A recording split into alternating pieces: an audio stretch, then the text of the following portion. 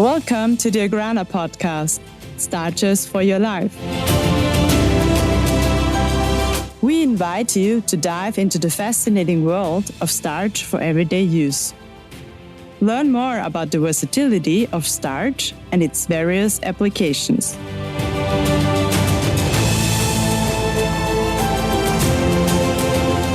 Welcome again to the Agrana podcast, Starches for your life. Today, everything revolves around the market aspect of the starch business, where starch is used everywhere in the food sector, and the route of starch from Austria to the world. I look forward to talking to our guest today. I will be speaking to Yolanda Nuñez Gallegos, Head of Nutrition Europe at HELM Ibérica, our distributor in Spain and Portugal. Hi Yolanda, I'm great to have you here today and that you will join our podcast interview here in Vienna. Could you introduce yourself and explain to our listeners what your area of responsibilities are at HELM? Hi, Vera. The pleasure is mine. A brief introduction about myself, of course. I work at the HELM Group, specifically for the business line Pharma, as you mentioned, HELM Nutrition Europe. My scope of responsibility are mainly coordinating a team of 20 people where we are located mainly in the Iberian market, although we cover the whole European one. Our principal segments, and these are distinguishing as our main pillars, is the sales area, product management, that creates a connection between the suppliers and the sales team, the development area, where we create the solutions to the customers, the quality department, of course, and super important for us, the supply chain. With this scheme, I can tell you that we guarantee and support the deliveries and the whole services and business to our final customers in Europe. Can you tell us more about the day-to-day business at HELM? What are the current trends on the Spanish and Portuguese markets, and how are you responding to them? Sure, of course. Starting with our day-to-day, of course, we mainly are 100% alert of our customers' necessities, focusing especially on the service, the quality, and the delivery sometimes, as well as the technical support. From the point of view, and with our customer surveys, we identified that comparing with our competitors, we the customer find us super close, long-term relationship with them. We react in a very agile way, and finally, a high quality in our service. Our goal here is to create, as mentioned, a relationship that longs with time, with not only the customers, but also all our suppliers. If we move into the trends, we've seen and experiencing the world trends inputs mainly coming from our customers, okay, hand-to-hand also with our suppliers. And we also work with a platform called Innova, okay? Of course, our worldwide subsidiaries that are also nourishing this trend of feedbacks, especially in China, India, and Mexico.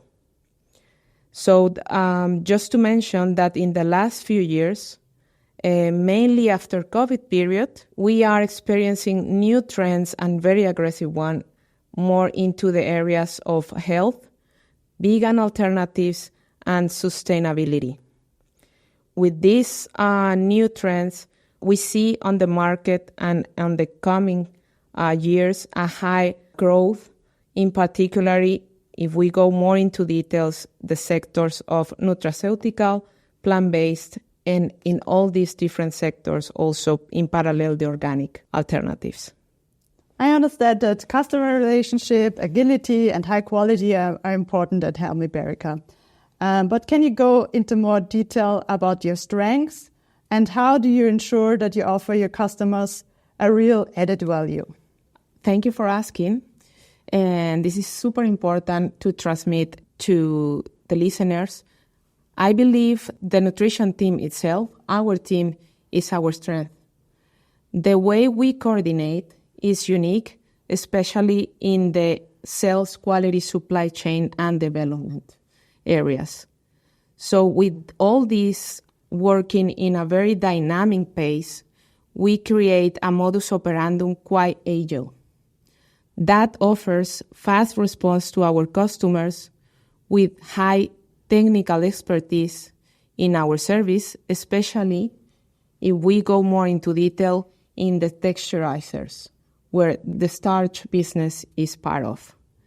And in combination with our structure, not only the team, the whole structure, HELM structure, and application lab allow us to develop the best alternatives to our customers.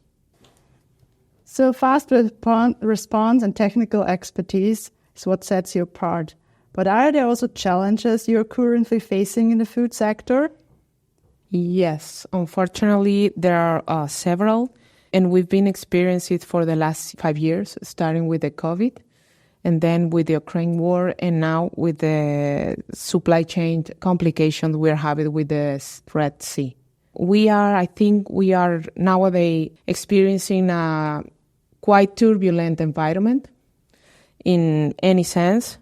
Nevertheless, it is important that we identify that on time, because with the right strategy, we approach to these complications and see the options together with our suppliers to turn this into opportunities. And are there some challenges in the starch sector particularly as well? Yes, and we are seeing it more often. The weather is the principal one. You see, like the new conditions we have with the droughts and unexpected floodings.